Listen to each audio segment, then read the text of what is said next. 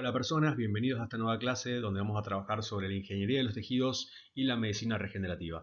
Estas dos prácticas intentan hacerle frente a una problemática que conllevan los trasplantes tradicionales. Cuando se realiza un trasplante tradicional, los pacientes terminan sufriendo una serie de enfermedades producto a que deben bajarse por medio de medicamentos las defensas naturales de su cuerpo, ya que éstas intentan pelear contra un tejido o un órgano que no reconocen como propio y que termina actuando como un objeto extraño. La ingeniería de los tejidos es un conjunto de técnicas y tecnologías cuyo objetivo es producir in vivo o in vitro reemplazos biológicos. Para eso se usan materiales que pueden ser sintéticos o naturales, que puedan estimular o guiar el crecimiento de tejidos vivos.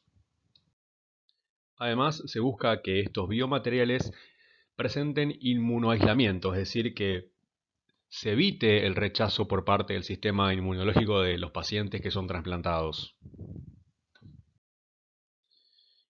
En la imagen podemos ver una técnica comúnmente empleada por la ingeniería de los tejidos. En la misma podemos ver que se obtienen células de un paciente en cuestión,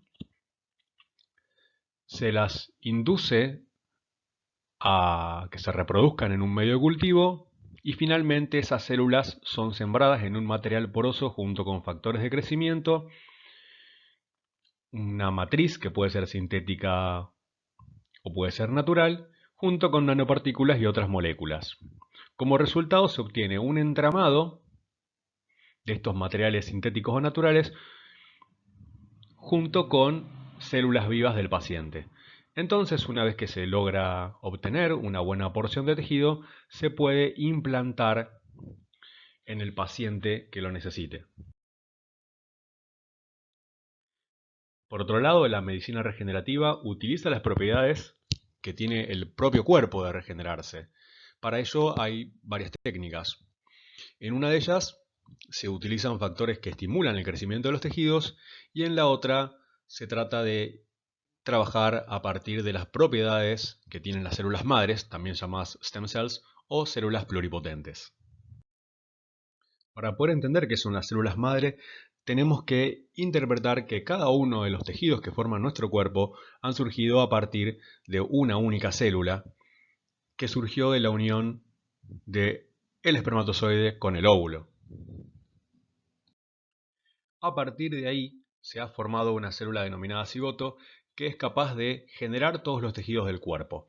Es decir, cuando comienza a reproducirse esta célula, por divisiones llamadas mitosis, comienza a diferenciarse y generar células con características diferentes. En los adultos hay células que poseen menor capacidad de diferenciación, pero aún así se las considera células madre, como por ejemplo las que están presentes en la médula ósea. Como podemos ver en la imagen, la célula madre hematopoyética presente en la médula ósea se puede diferenciar en dos grupos celulares, las células madres mieloides y las linfoides. Las linfoides son las que van a terminar dando las células killers o asesinas, un tipo de glóbulo blanco, además de dar lugar a los linfocitos T y B, otro tipo de glóbulo blanco. Por otro lado, las células mieloides pueden diferenciarse dando lugar a los basófilos, neutrófilos, eosinófilos y monocitos, también glóbulos blancos, o pueden formar a los eritrocitos, que son los glóbulos rojos. También pueden dar origen a los megacariocitos, que son células que se fragmentan para formar las plaquetas. Entonces, vamos a definir a las células madres como aquellas que tienen la capacidad de diferenciarse y que al realizar mitosis originan células distintas. Esto puede ser en gran parte a la represión selectiva de genes. Nosotros en nuestras células tenemos los mismos genes, la misma cantidad, solamente que en algunas se expresan algunos genes y en otras se expresan otros genes. Las stem cells o células madre se pueden encontrar en regiones específicas del embrión temprano, es decir, en los primeros estadios del desarrollo humano, en el feto, en el cordón umbilical y en la placenta. En los adultos hay células madres con menor capacidad de diferenciación, como lo acabamos de explicar, y estas se encuentran en la médula ósea, que se encuentra a su vez en el interior de algunos huesos, Y probablemente haya células madre en hígado y en sistema nervioso central, pero eso aún no ha podido demostrarse.